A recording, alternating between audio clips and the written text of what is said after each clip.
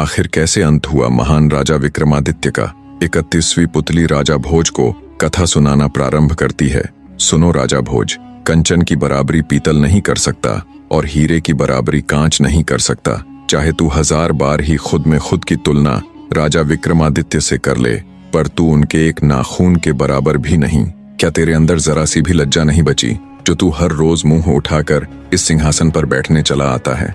31वीं पुतली इंदुमती की बात सुन राजा भोज मारे लज्जा के धरती के अंदर घुसे जा रहे थे। आगे 31वीं पुतली राजा भोज से बोली, तू आ ही गया है तो ध्यान से सुन। जब राजा विक्रमादित्य को मालूम हुआ कि वे जीवन के अंतिम चरण में है, तो उन्होंने नगर के बाईं ओर गंगा नदी के तट पर एक भव्य मंदिर का निर्माण करवाया।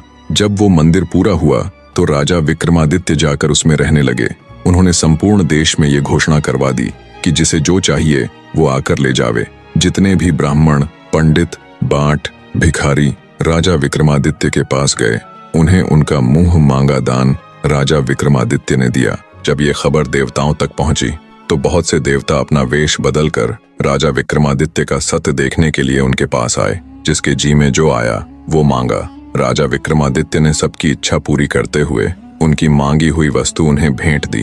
तब देवतागण बोले, धन्य है वो माता पिता जिन्होंने तेरे जैसे पुत्र को जन्म दिया। तीनों लोकों में हमेशा तेरी निशानी रहेगी। जैसे सतलोक में राजा हरिश्चंद्र, त्रेता में राजा बलि और द्वापर में राजा युधिष्ठिर हुए, वैसे ही कलयुग में तुम हुए विक्रमादित्य। चारों युगों में तुम सा दूसरा कोई न हुआ।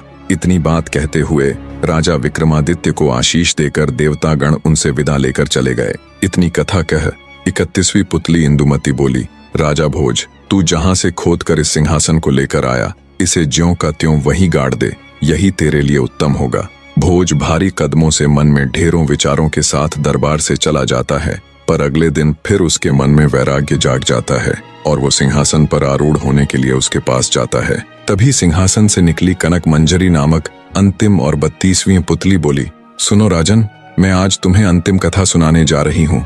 अगर इसे सुनने के बाद भी तुम्हें लगे कि तुम्हें इस सिंहासन पर बैठना चाहिए, तो तुम बिना किसी रोक टोक के इसके ऊपर विराजमान हो सकते हो। मेरे बाद और कोई पुतली तुम्हें रोकने के लिए नहीं आएगी, पर उससे पहले तू मेरी ये कथा सुन ले। अंतिम पुतली की बात सुन राजा भोज रुक जाता है। 32वीं पुतली कनक मंजरी अंतिम कथा कहना आरंभ करती है। कहानी के अंतिम भाग के लिए बने रहे मेरे प्यारे दर्शकों।